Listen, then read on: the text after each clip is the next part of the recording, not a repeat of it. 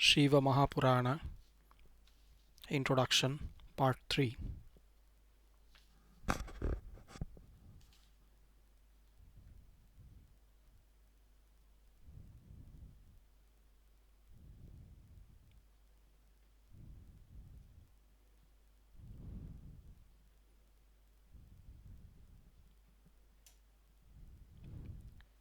Evidence of classical literature. With the popularity of the Shiva as a benevolent deity, he was patronized by the poets, scholars of the classical literature, as would be evident from the following examples. Patanjali.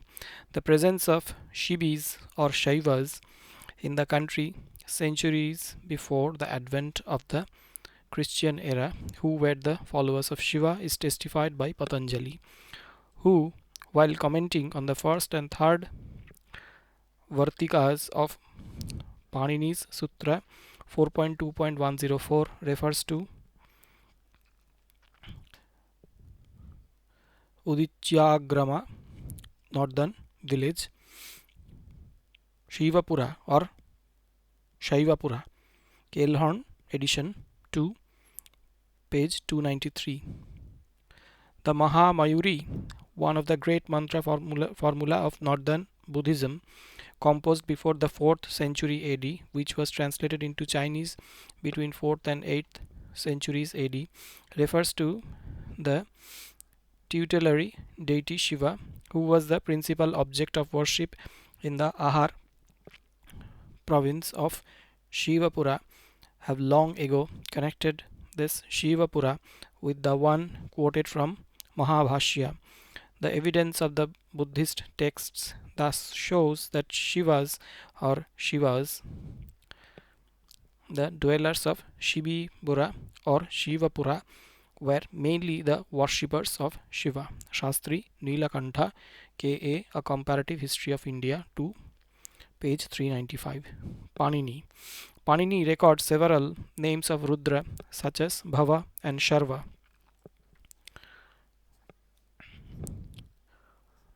Bhava and Sharva Mrida. In one of his sutras, 4.1.112, he refers directly to the followers of Shiva. The aphorism means that the affix and comes in the sense of descendants after the words Shiva, etc. The form Shaiva derived not only means descendants of Shiva but also denotes secondarily a devotee or the worshipper of Shiva. Panini in his commentary refers to Shiva as well as Rudra several times. Rudra is twice described as the god to whom the animals are offered in sacrifice, for which the animals are procured. In two other passages, the medicinal herbs of Rudra are called auspicious. Shiva Rudrabhishaji, Shiva Rudrabhisaji. These characteristics clearly reminds us of Vedic Rudra, the dire god for whom animals were sacrificed and who was at the same time the healer of the diseases, as Panini's Rudra, Bhava, Sharva, Mrida invoke the gods of the Shatarudriya of the later Vedas and the Brahmanas. Bhasa in his work entitled Pratigya Yargandharyana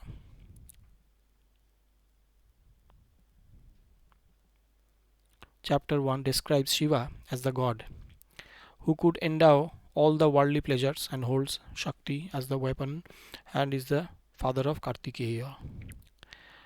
Kalidasa, he had been a great poet of his times and he invariably invokes the blessings of Lord Shiva in one form or the other in each one of his works, as would be evidenced from the following instances.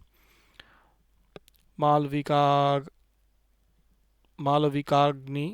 Mitra starts with the invoking of Lord Shiva, who the poet claims for the welfare of the people grants their wishes, being the lord of all the riches, but he himself remains content with the skin of a tiger, who, in the company of the goddess Gauri, is considered to be the first among the yogins. In various other texts, he has been described as the Yoga Dakshinamurti. He is claimed to be the one who feeds the entire world but does not at the same time feel proud of the same. Vikramorvasyama, in the opening verse of this work, Shiva has been described as the one who has been described in Adi Purusha in Vedanta. He pervades the upper and lower worlds as the one whom the yogis adore, aspiring to rise above the human death. Raghuvamsha, the text starts with the praise of Shiva and Parvati, the while Shiva has been termed as the Lord of the universe. Kumara Sambhava, the subject of this work of Kalidasa, is quite a daring one, which brings about the marriage of Lord Shiva and Parvati, the daughter of the Himalaya, and the birth of Skanda, who after his birth has destined to kill the demon Taraka. In this work, the poet has glorified Kama, the gods of love, who, though vanquished by Shiva because of the rigorous self-control, ultimately becomes triumphant in as much as he succeeds the casting of the delicate arms of Uma around the neck of Shiva like a noose. Meghaduta describes the crescent groves of Shiva, verse 9, and pays homage to him as the god whom earth, heaven, and hell obey, verse 33. He is also called the Lord Mahadeva, clad in elephant hide, verse 36. V.S.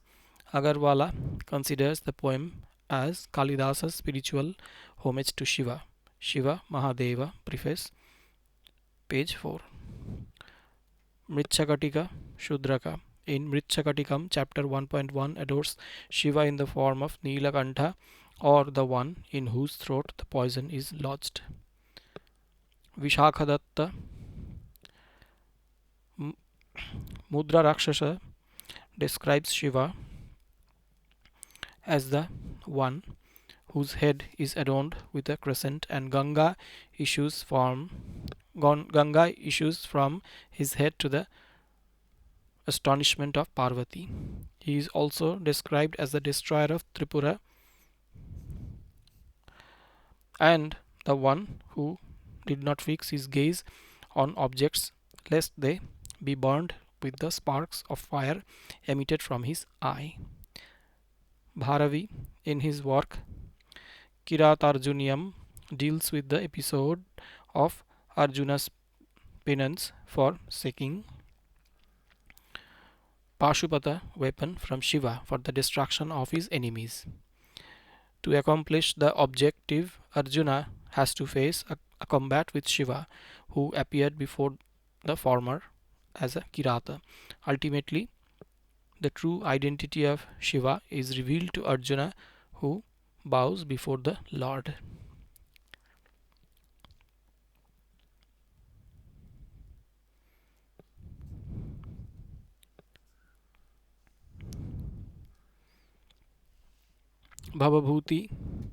Bhavabhuti's work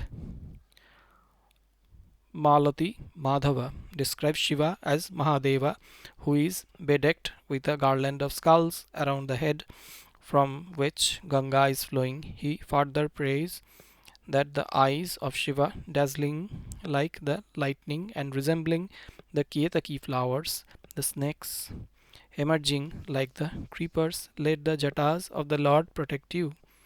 Banabhatta, in his opening verse of Kadambari, offers his salutation to dust of Shiva's feet placed by him over the head of Vanasura. He is the one who is adored by all the gods as well as the demons. Glory to the dust of Triambaka's feet, carried by the diadem of the demon Bana. Even the dust which caresses the crest of Ravana's 10 crest gems, and which rests on the crest of the Lord of gods and demons, and which destroys on transitory life. Dandi makes Shiva to appear on many occasions in various forms in the Dasa Kumara Charita. Rajahamsa, the royal goose, attacked his adversary with a club which he had received from Shiva as a boon. In another case, Matanga fearlessly entered a cave which he discovered by means of a secret indication from Shiva. Seizing a copper plate, he pursued the path to the world below, stopping near a dotted pool in a pleasure grove in a splendid city. Here he offered a sacrifice to Shiva while Rajahamsa kept on staring, getting amazed. Chapter 2. Gunadhya's Brihat Katha has practically been lost in its original form, but the glimpses of the same are available to some extent from Kashmiri sources in the form of Brihat Katha Manjari of Kshamendra, Katha Sarita Sagara of Somadeva, and Harsha Charita Chintamani by Jayaratha. According to these sources, Shiva was once asked by Parvati to narrate a new tale relating to Brihat Katha. A Gana named Pushpadanta overheard it and retold it to his wife Jaya, who repeated it to Parvati. She, in great anger, cursed Pushpadanta to lose his rank, which he was not to regain unless he had met and related to Yaksha Kanakabhuti the tale he had overheard, the Yaksha being another unfortunate person under the curse. These are only a few of the many examples of the classical literature in which Shiva has been adored in one form or the other. Shiva Linga, the symbolic worship. The Shiva Purana emphasizes the worship of Shiva Linga in the form of Parthiva Linga and has detailed rituals which are quite arduous and lengthy have been prescribed in this connection. The worship of Shiva Linga is also known as Phallism, which had been in vogue from the time immemorial in the country. In fact, besides the evidence of the Indus Valley civilization, of the numismatic and glyptic evidences of this emblem of Shivalinga from 3rd to the 4th 5th century AD testify the presence of Linga worship even at that stage. Incidental references to Phallism among the early Indus people and the Vedic references of this practice have also been known. One of the reasons for the hatred of the orthodox Vedic people towards the Shaivas, or more so towards Phallism of the Shaivas, might be traced to the practice of the worship of the Linga. There is very little doubt that the orthodox sections of the society at first showed tardiness in giving sanction to this practice, and this is proved by the fact that no clear reference to the phallic emblem forming a part of ritualism of some of other people is found in the older sections of their literature. It is only in the epic literature that we find for the first time unmistakable reference of the worship of Shiva in the phallic form, and that too in the sections which have been adjudged by the Indologists at late ones. The reason for the earlier non-acceptance of the emblem of a section of the Hindus is undoubtedly to be found in its stark realism in the early period. One of the earliest extant realistic emblem of Shiva Linga is the Gudimallam Linga, which is carved out of the hard igneous stone of a dark brown color with some polish. It abruptly stands 5 feet above the floor level with no pedestal and is almost a foot in thickness. The knot is differentiated from the shaft by a deep slanting groove cut near the top, and front part of the shaft bears on it the two-armed Shiva in high relief on the shoulders of the crouching figure of the Apasmara Purusha. This Shiva Linga has been fixed in a hole cut into the floor. Such types of representations have also been found from the sites at Mathura and others in the north and belong to the Kushana Gupta period. The adoration of Linga, form of Shiva, has always been open to all the human beings, and this aspect has been adequately emphasized in the Shiva Purana, irrespective of castes, creed, and age. This form of the deity stands between the formless and the other innumerable particularized forms which carry with him wherever he has to move and can worship it in all the situations. As the inherent purity of self, if not unpaired by connection with any body or by contact with any situations, this linga, which represents the supreme self, is not deprived of its inherent purity by being touched by anyone, by being placed in unclean environments.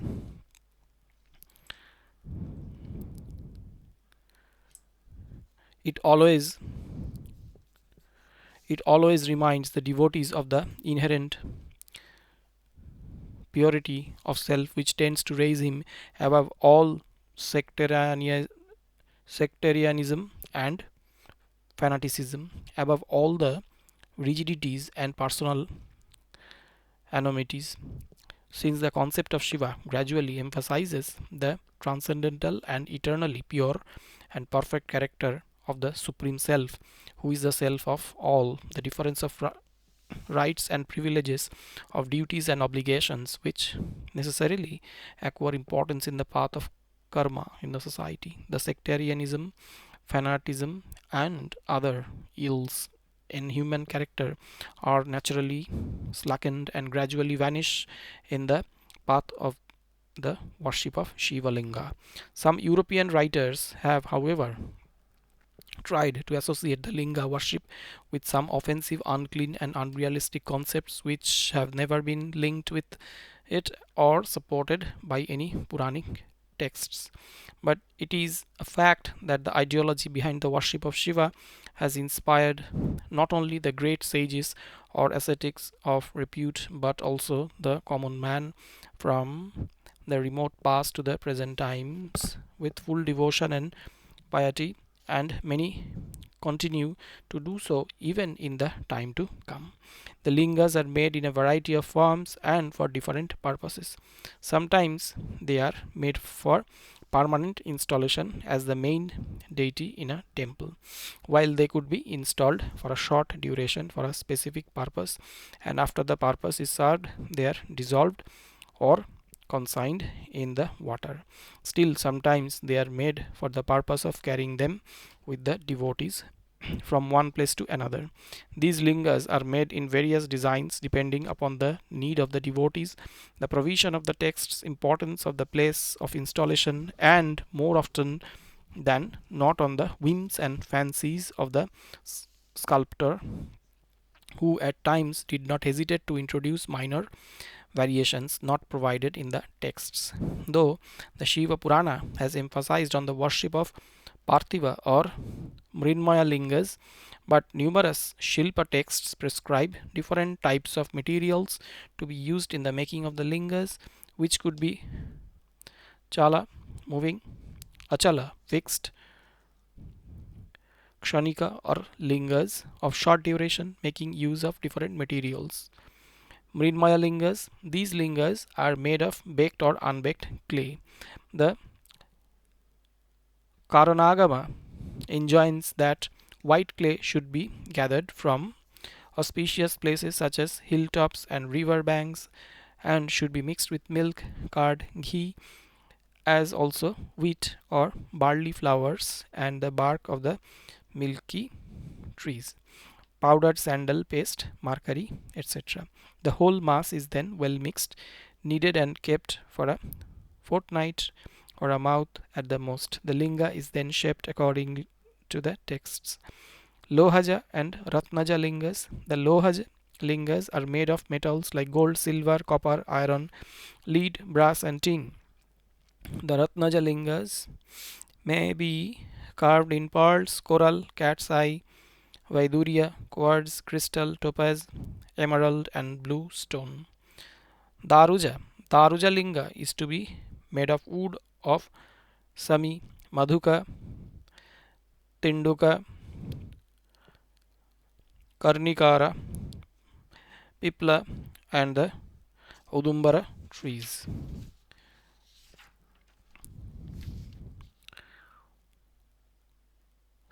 Sadaja. Various types of stones are used in the making of such lingas.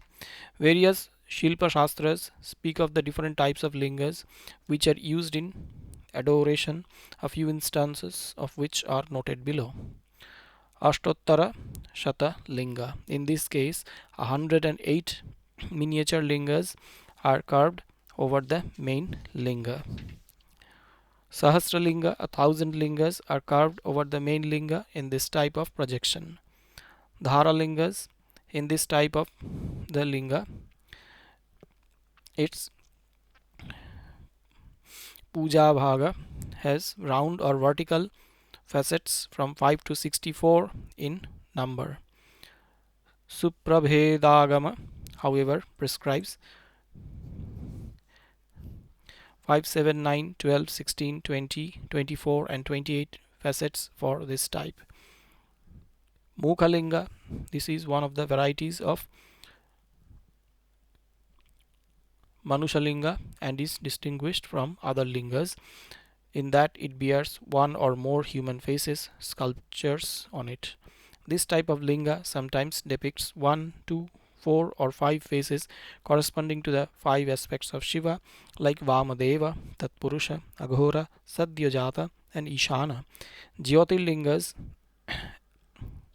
another category of lingas, is known as Jyotirlingas and are located at the 12 sites like Somanatha, Sri Shailam, Mahakaleshwara, Omkareshwara, Kedaranatha, Bhimashankara, Vishwanatha, Triambakeshwara, Vaidyanatha, Nageshwara, Rameshwaram, and Krishneshwara. The worship of Shiva Linga had not been restricted to India alone, but the available archaeological evidence portrays that this type of worship of Shiva Linga had been in vogue in the countries beyond the Indian frontiers: Japan, France, Belgium, Ireland, Italy, Britain, Greece, Congo, Egypt, Champa, Burma, China, Thailand, Nepal, Sri Lanka. Anugraha forms of Shiva. The Anugraha form of Shiva denotes a set of Samya or the peaceful aspects of the Lord in which the votaries on whom Shiva bestows his grace are such great names as Vishnu, Vignesha, Ravana, Nandi, Arjuna, and several others. This projection is only illustrative and not exhaustive.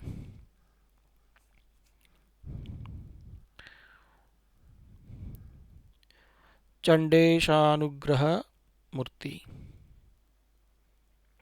According to the account given by Gopinath Rao in the village of Skainalur on the bank of the river Manni in the Kola country,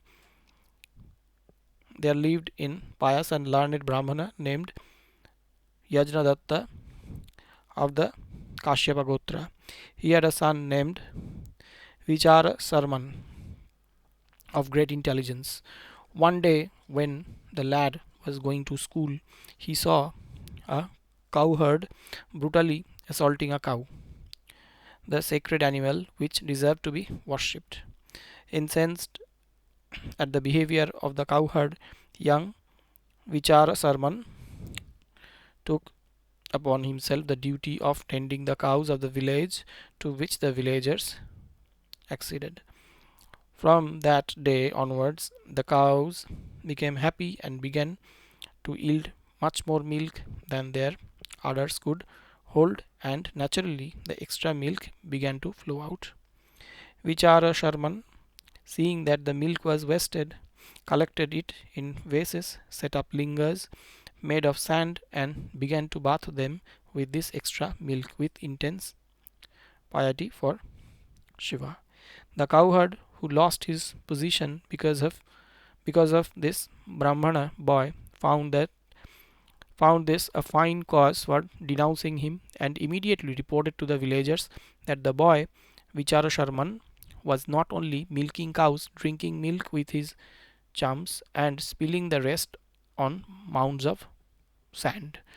The complaint, thus often repeated, made one of the villagers go and see for himself the truth of the accusation preferred by the cowherd.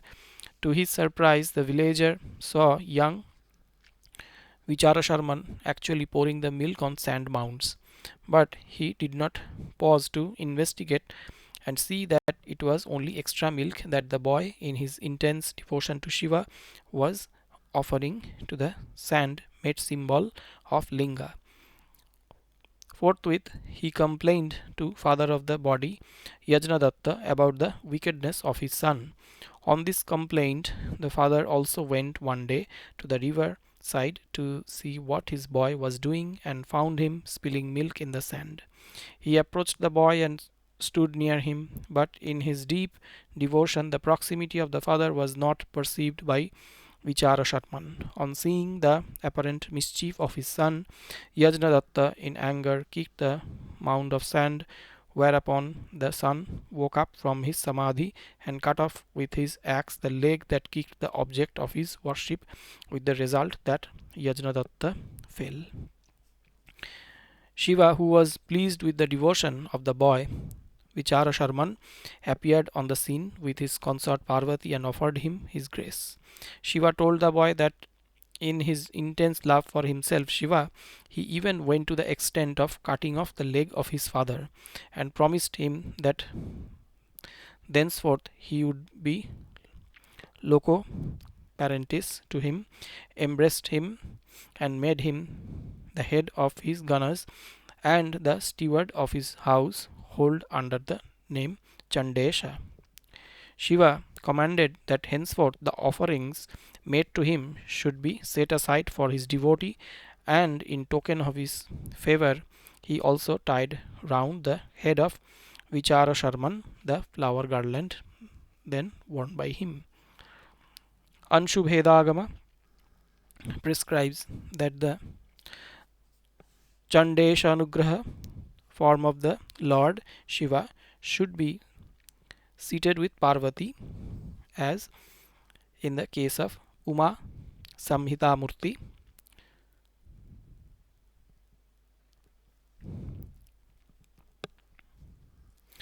But his face should be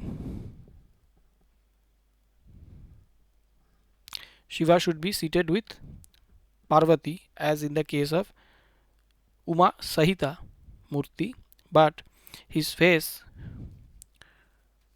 should be turned a little to the left. His right hand should be held in Varada pose, and the left hand should be placed on the head of Chandesha.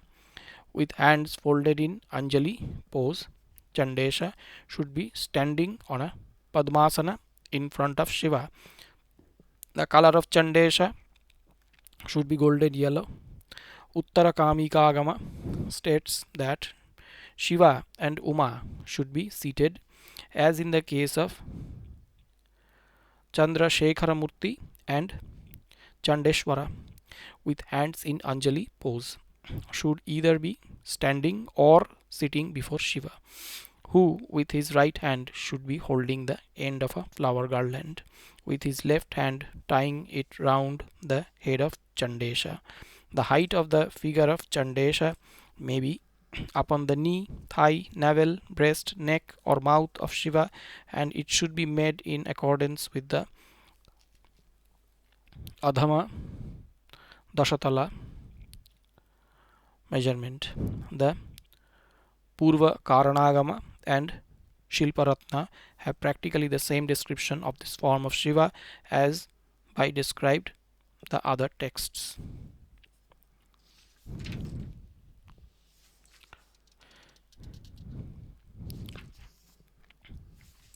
Uttara Kamikagama. As to the representation of this form of Shiva in Indian art, it may be pointed out that Banerjee has referred to an oval seal with bull seated to the left, inscribed with the name of Chandeshwara Dasa in Gupta characters. It means the slave or devotee of Chandeshwara. Chandeshwara indeed is one of the form of Shiva and is also the name of one of the principal Shivaganas. A relief illustrating the Chandeshanugraha Murti of Shiva belonging to Pallava period is carved out in the Kailasanatha temple, Kanjivaram. Here Shiva is standing on his right leg while the left one is resting upon the raised seat. He has four hands, the right one of which is held in Varada Mudra. The attributes of the other hands are not clear. To the right of Shiva stands Chandeshwara with the axe resting upon his right shoulder, with which he cut out the leg of his father. Below him, the fallen on the ground, is the father of Chandesha with his left hand held in Vishmaya pose. The sculpture is in a highly damaged condition. Other such specimens are preserved in the Sachindram temple.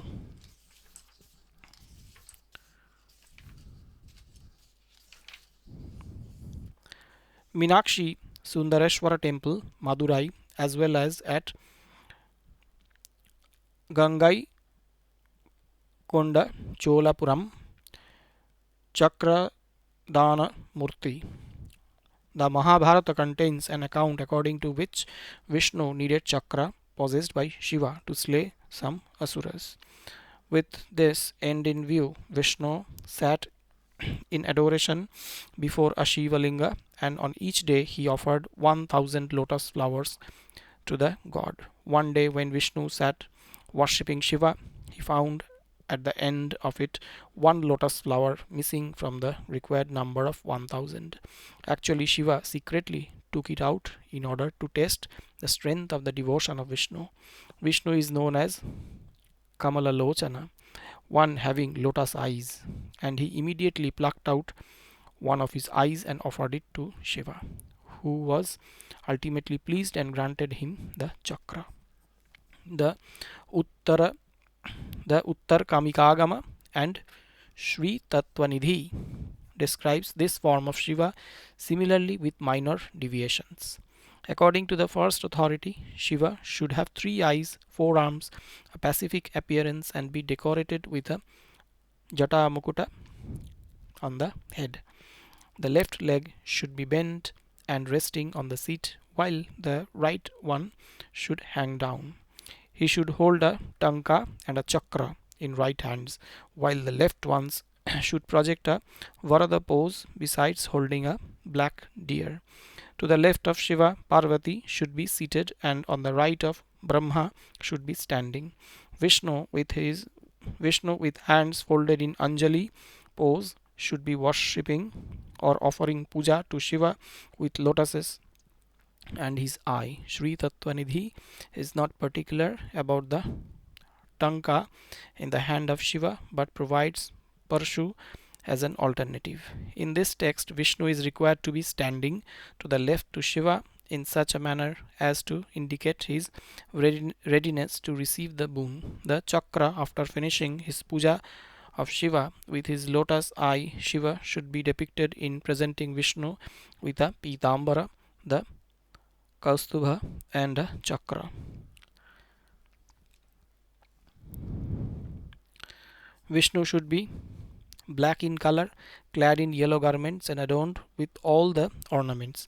In 2 of his hands he should have a samkha and a chakra, while the other 2 hands be held in Anjali pose. The Vamana Purana contains the reference to Chakradana by Shiva to Vishnu. The chakra, according to this account, is described as similar to Kala Chakra. The Sudarshana Chakra is said to be of 12 spokes. Dvadasara, Dvadasara, Rigved 1.164.11, and 6 naves, which are the 6 seasons. Sri Tattvanidhi 82.26. This form of Shiva is variously represented in Indian plastic art. A panel in the Kailasanatha temple at Kanjivaram illustrates Shiva as seated on a raised seat with Parvati having his two back hands raised in astonishment. The right front hand rests on the seat and the other left hand is held in Simhakarna pose. Behind Shiva stands an attendant, and below the seat Vishnu is kneeling down. With one of his left hands he is plucking out his eye. The other left hand holds the last of the lotus flowers, while one of the right hands is held in Kataka pose, and the attribute of the other one is not clear. A similar scene is available in the Meenakshi Sundareshwara temple, Madurai. A painting from Kangra depicts Shiva as Chakradana Murti. Shiva in this case is shown with 5 heads and seated over a double petaled lotus. Each one of the heads have 3 eyes. He has 4 arms, each carrying a mriga, a parashu, chakra, and varada pose. Snakes serve him as his ornaments, including the necklace. Parvati is seated to the left, while Nandi appears in the foreground. Vishnu, 4-armed, stands to the right and is about to receive the chakra from Shiva. His 2 hands are joined in Anjali pose, while the other 2 joined together were about to receive the chakra from Shiva. A 17th century painting from Bharwine shows 5-headed Shiva seated over a Padmasana, granting the chakra to Vishnu, who is standing wearing a Vanamala and receiving the chakra from Shiva. Nandikeshwara Anugraha Murti. Nandi is one of the most important of the Ganas of Shiva. He is found present in all important temples of Shiva in the country. Different accounts are available as to the genesis of Nandikeshwara. According to Shiva Mahapurana, he was the son of sage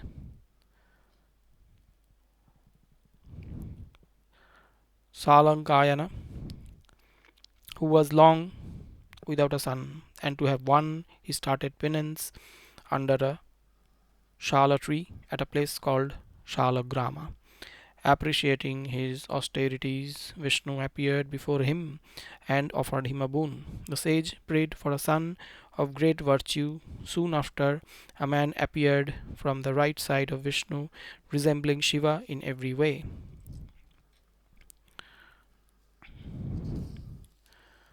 He was given the name of Nandikeshwara.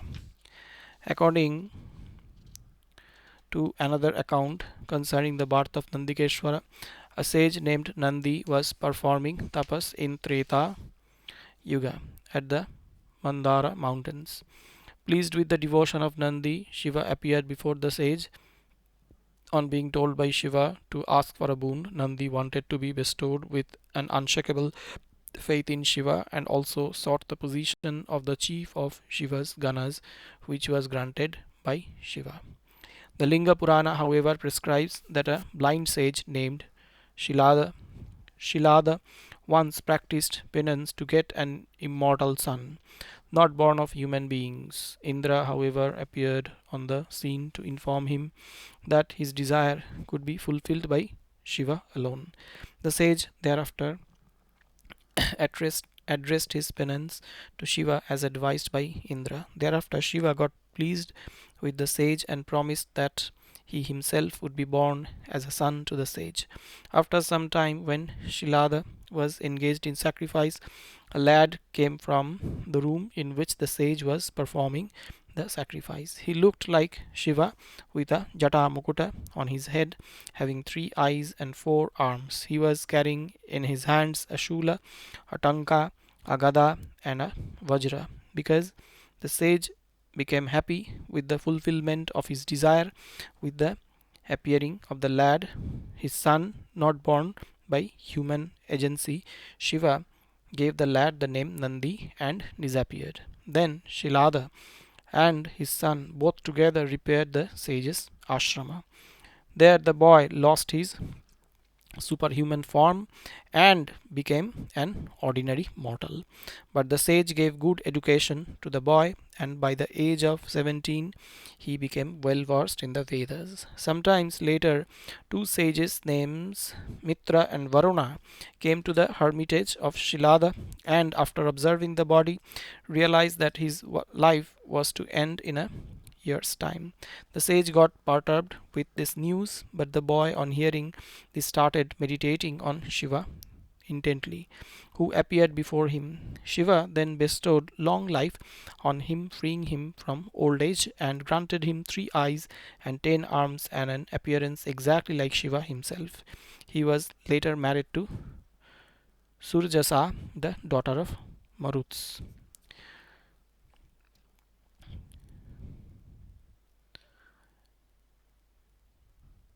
Kiratarjuna Murti. The Mahabharata contains the account relating to the worship of Shiva by Arjuna, the Pandava hero, in order to obtain from him the Pashupata weapon under the advice from Indra. Following this, the story was adopted by Bharavi in his work entitled Kiratarjuniyam. Arjuna went to the Himalayas where he began to observe severe austerities for pleasing Shiva to acquire Pashupata weapon. The rishis were alarmed at the severity of the austerities of Arjuna and reported the matter to Shiva. Assuring the rishis that he would deal with Arjuna, Shiva took to the form of a Kirata, a hunter, and approached Arjuna. Just at the moment, an asura in the form of a boar was about to attack Arjuna. Arjuna, having seen the boar coming to charge him, aimed an arrow at it. But the Kirata disputed the right of Arjuna to shoot the boar which he was first to aim at. Arjuna did not consent to the Kirata's claim. They both simultaneously shot the boar and killed it.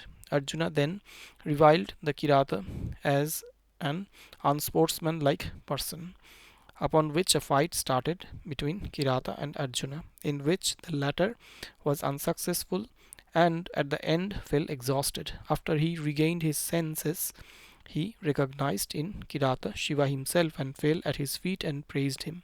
Shiva in his turn admitted the strength of Arjuna and presented the most powerful weapon, the Pashupadastra, to Arjuna. Sri Tattvanidhi has prescribed the following iconographical features for Kiratarjuniya Murti. The Kiratarjuniya form of Shiva is described as having 4 arms, 3 eyes, and a jata mukuta over the head. He is adorned with all the ornaments and wears nice garments and a yajnopavita. His color is red. He stands erect, carrying in his hands a bow, an arrow, a parashu, and the mriga. Arjuna is to be seen standing to the right of Shiva and Gauri on the left. Arjuna should be represented as having only one face, set with 2 eyes and standing with his hands held in Anjali pose. His head should be adorned with Jata Mukuta and he should have all the ornaments on his body. Two illustrations of Kirata Murti, form of Shiva, from Tiruchengattengudi and the other from Sri Shailam have been produced by Gopinatha Rao. In the former case, both Shiva and Parvati stand together. Shiva carries a parashu, a mriga, and a bow. In the Sri Shailam image, Shiva is shown in the act of giving Pashupatastra to Arjuna. Bhavani Museum, Aunad is said to have a set of 95 paintings, possibly from Tehri Garhwal, in which the episode of Kiratarjunya has been illustrated in considerable detail. In one of these paintings, seeing the hard penance of Arjuna, the rishis approached Shiva to request him to grant the wish of Arjuna, who is shown seated in meditation. He carries a bow and an arrow with him, and some rishis are seen standing by his side. Shiva is shown standing over the top of the mountains, having a jata mukuta, a third eye, and snakes as ornaments. He has four hands and carries in them a bow, arrow, a parashu, and the right hand is placed over the hump of the bull. A panel of Kiratamurti Shiva is available in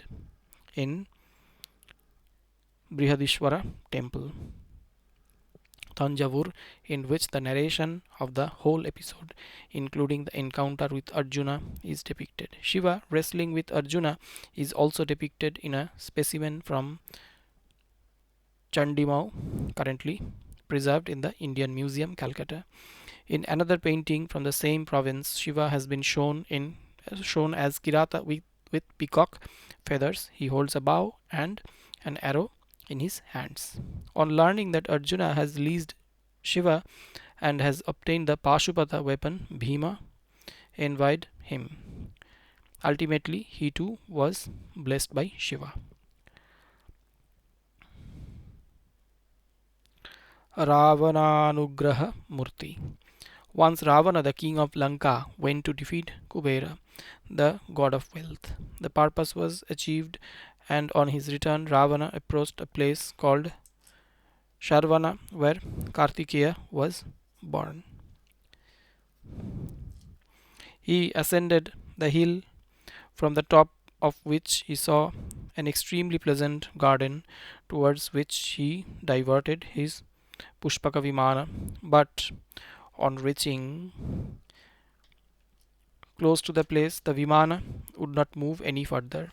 At this place, Ravana met a tawny colored, monkey faced, and powerful dwarf by the name of Nandikeshwara, one of the strong adherents of Shiva. On being asked why the car was unable to move further, he told Ravana that Mahadeva, with his consort Uma, was sporting on the mountain and had prohibited all, even the gods, from crossing the way.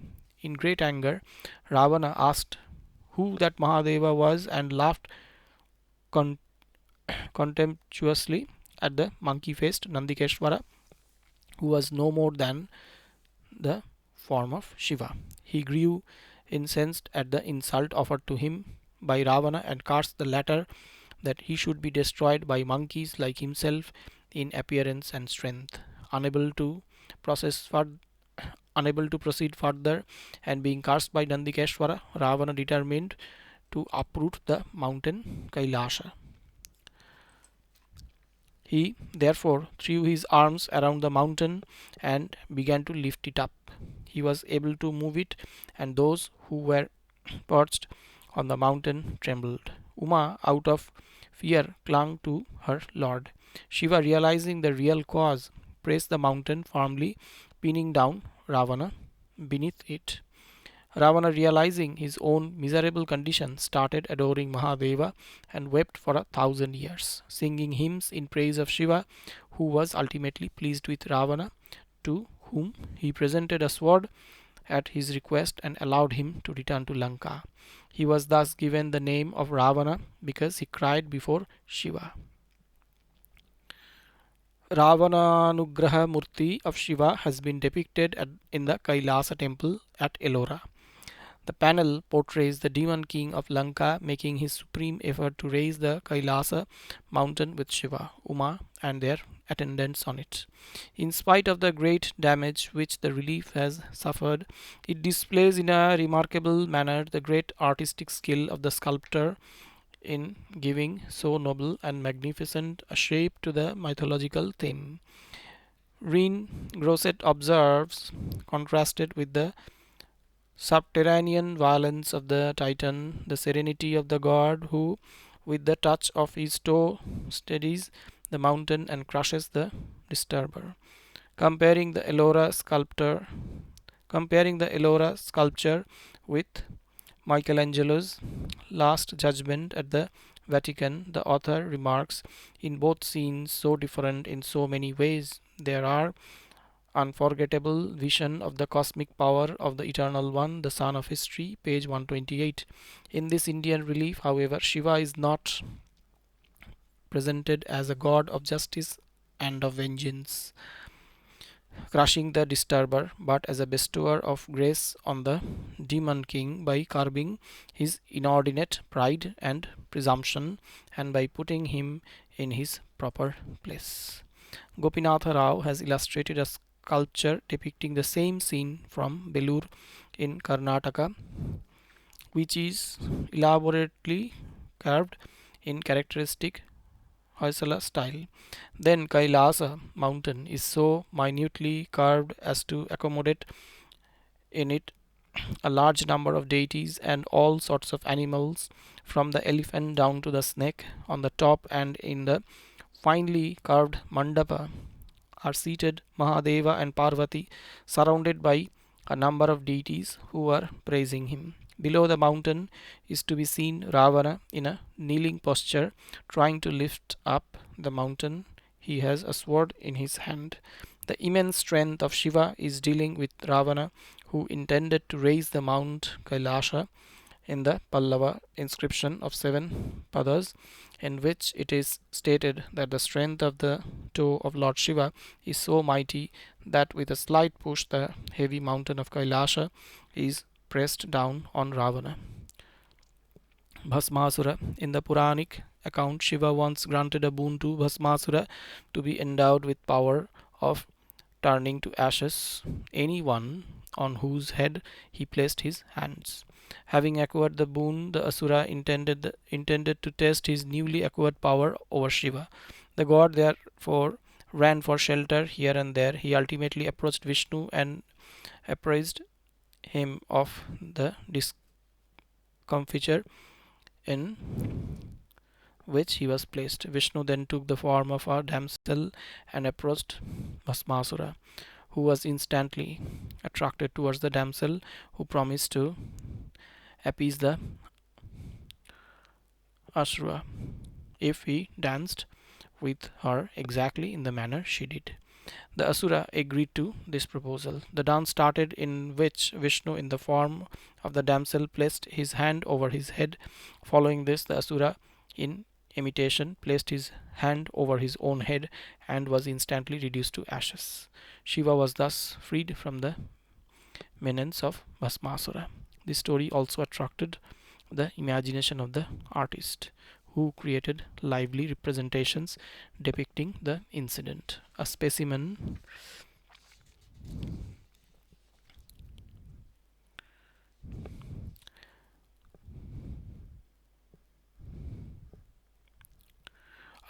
of the episode is preserved in the Manasa Devi temple, Mani Majra.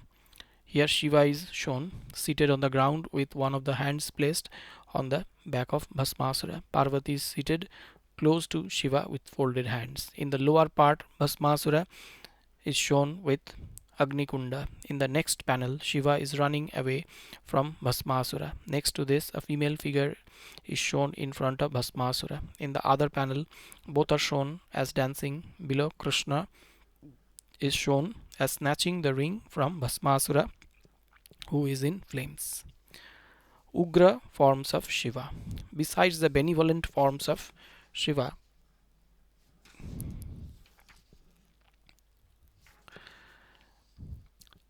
the Ugra or terrific forms of Shiva had been quite popular in the past, which included the killing of Andhakasura, Gajasura, Samharamurti, Tripurantaka, Brahma Shiraschedana Kalari Murti, Kamantaka Murti, Veerabhadra Murti, Sharavesha Murti, and many others have been described in the Shiva Purana as well as the other texts. These forms of Shiva were also noticed by the various Shilpa Shastras, which highlighted their iconographical details quite elaboratively. These forms were more popular in the south.